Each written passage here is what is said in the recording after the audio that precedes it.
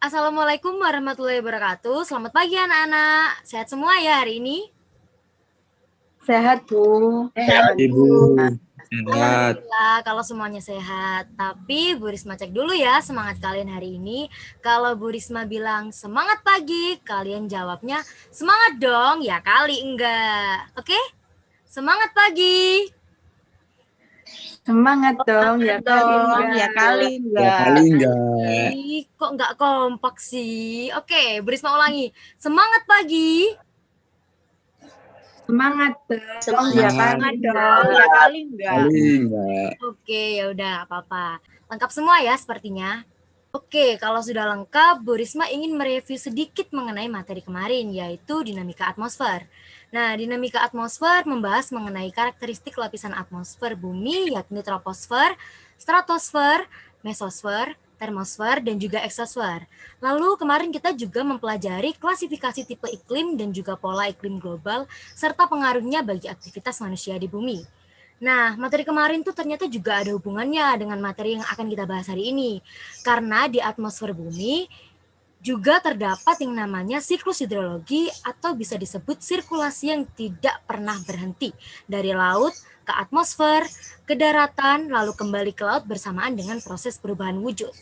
Nah, tujuan dari pembelajaran ini adalah agar kalian bisa memahami segala hal tentang hidrologi, seperti dinamika perairan laut dan juga dinamika perairan darat.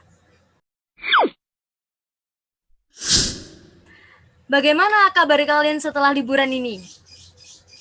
Seru banget, Bu. Saya sama Lala baru saja pas liburan itu pergi ke Pantai Kenjeran. Wah, pasti seru ya. Nah, yang lain pada liburan kemana nih? Liburan cuma nonton anime sama ngegame, Bu. Oh alah, ya udah nggak apa-apa. Tapi inget ya Rizal, kalau main game tuh jangan sampai lupa waktu ya. Oke, materi hari ini Bu sampaikan lewat PowerPoint aja ya. Nanti juga akan ada kuis dari website Kahoot. Bisa dimengerti? Siap, Bu. Bisa, Bu. Ya, Bu. Nah, sebelum memulai pelajaran, Bu Risma pengen kalian on cam semua ya, biar Bu Risma tahu kalau kalian tuh memperhatikan penjelasan dari Bu Risma atau enggak. Tuh, kok masih ada yang belum on cam? Devinda, tolong dinyalakan kameranya, nak. Oh, maaf, Bu, sudah. Nah, bagus kalau sudah on cam semua. Jadi Bu Risma akan jelaskan tata tertib selama kelasnya Bu Risma berlangsung. Jadi selama kelas kalian boleh sesekali minum kalau misalnya kalian haus. Tetapi konsentrasi kalian harus tetap fokus selama penjelasannya Bu Risma. Lalu ketika Bu Risma menjelaskan materi, harap mematikan speaker atau memute speaker agar suaranya Bu Risma sama kalian nggak tabrakan. Nah, kalau ada materi yang belum jelas atau masih bingung sama materi yang Bu Risma jelaskan tadi, kalian boleh raise hand dan juga tanya sama Bu Risma. Nanti ada sesi bertanya setelah pemaparan materi selesai. Nah, kalau untuk penugasan, harap dikumpulkan sesuai dengan deadline yang terjadwal. Nah, nanti itu karena ada poin tambahan untuk siswa yang mengumpulkan tugas sesuai dengan jadwal. Nah, kalau untuk yang terlambat gimana, Bu? Nah, kalau untuk yang terlambat sudah pasti ada pengurangan nilai. Oke, bisa disepakati? Bisa, Bu. Oke. Siklus hidrologi diklasifikasikan dalam 3 macam, yaitu ada siklus panjang, siklus sedang, dan juga siklus pendek. Nah, yang kalian lihat pada slide ini merupakan siklus hidrologi panjang. Nah, siklus ini dimulai ketika air laut mengalami penguapan akibat pemanasan sinar matahari atau bisa disebut sebagai proses evaporasi. Nah, di samping itu ada proses transpirasi, yakni penguapan air dari tanaman melalui stomata.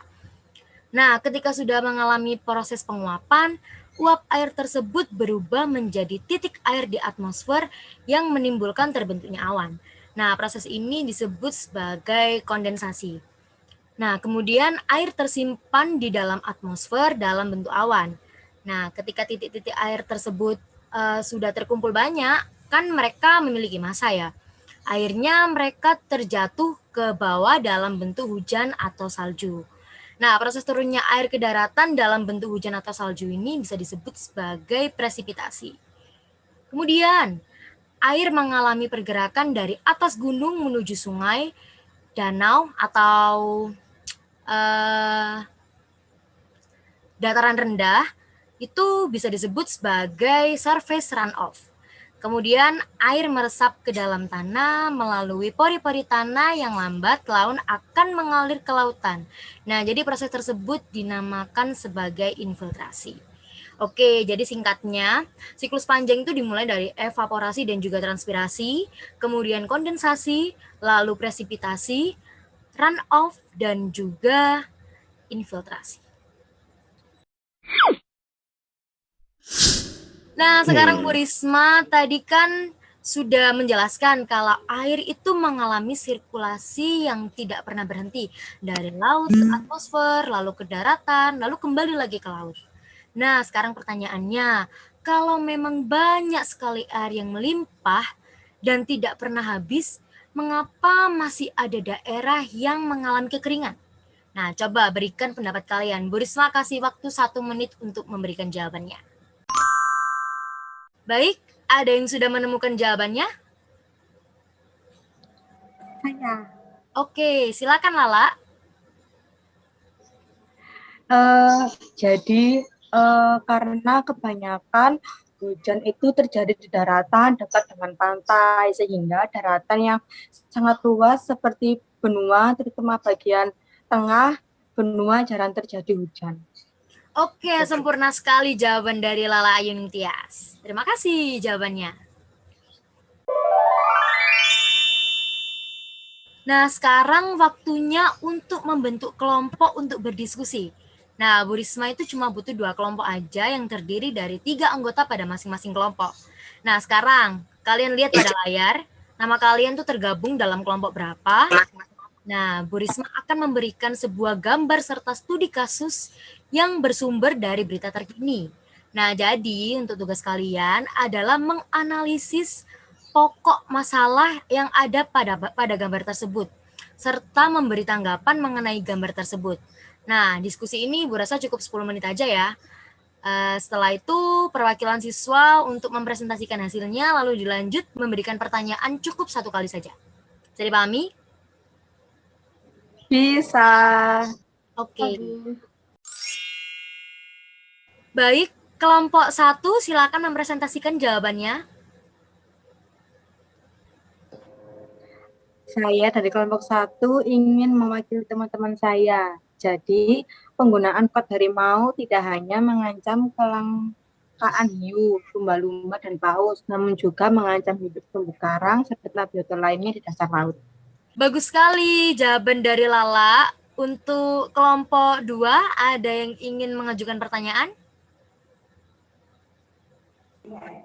Saya Oke, silakan Hasan.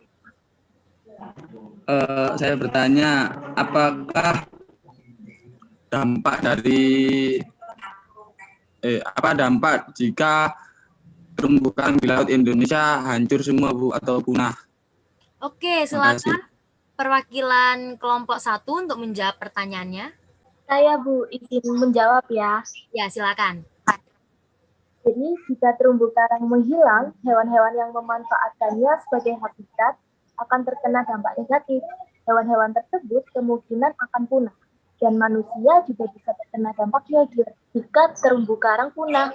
Selebihnya, mohon kepada Bu Risma untuk mengkoreksi jawaban saya. Terima kasih. Oke, bagus sekali jawabannya ya dari Mbak Mimi ya. Jadi rusaknya terumbu karang di perairan laut di Indonesia akibat penggunaan pukat harimau berlebihan itu menyebabkan menurunnya populasi ikan yang ada di laut. Nah, dampaknya sumber makanan akan berkurang karena hampir 1/5 protein yang dikonsumsi di seluruh dunia itu berasal dari lautan. Bagaimana Hasan? Apa bisa diterima jawabannya? Bisa, Bu. Bisa. Terima kasih. Oke, bagus sekali penjelasan dari Devinda. siklus hidrologi atau bisa disebut sirkulasi yang tidak pernah habis atau tidak pernah berhenti dari laut ke atmosfer, ke daratan, lalu kembali ke laut bersamaan dengan proses perubahan wujud.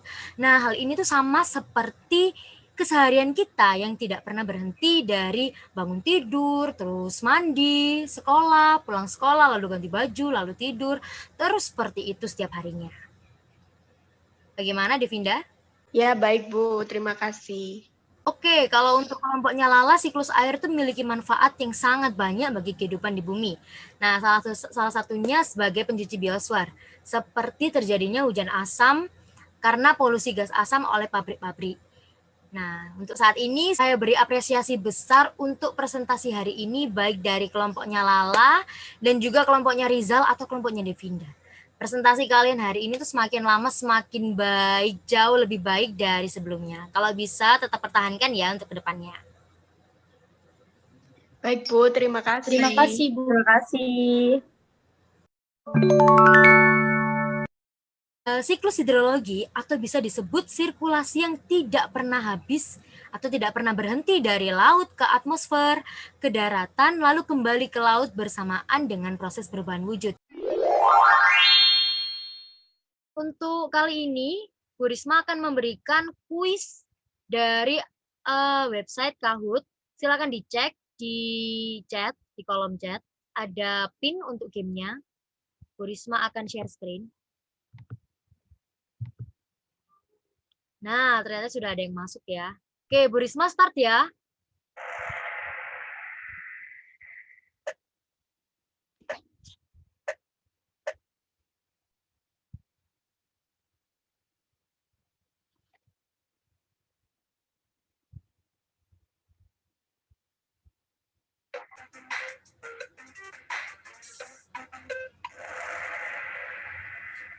Wah, ternyata ada yang menjawab apa ini? Run off. Jadi kalau run off itu adalah air hujan yang turun melalui permukaan bumi dari dataran tinggi menuju dataran rendah. Kalau evaporasi itu adalah penguapan ya. Jadi jawaban yang benar adalah infiltrasi. Oke, Bu Risma next.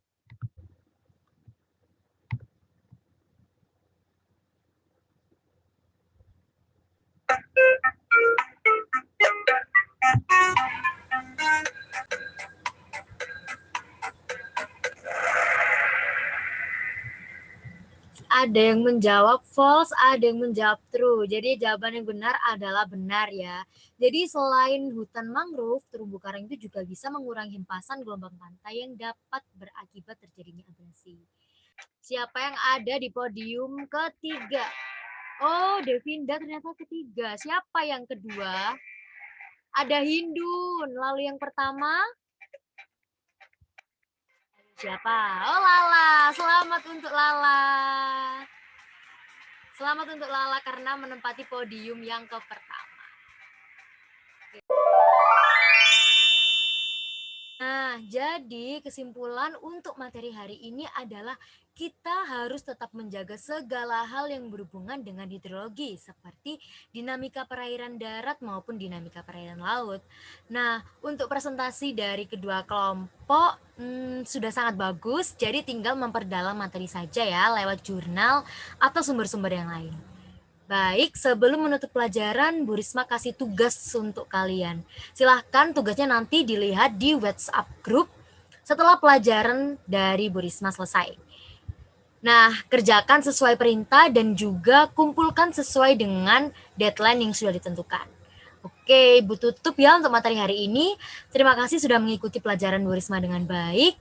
Wassalamualaikum warahmatullahi wabarakatuh. Selamat siang dan tetap jaga kesehatan. Waalaikumsalam. Iya, Bu. siang. Terima kasih Bu.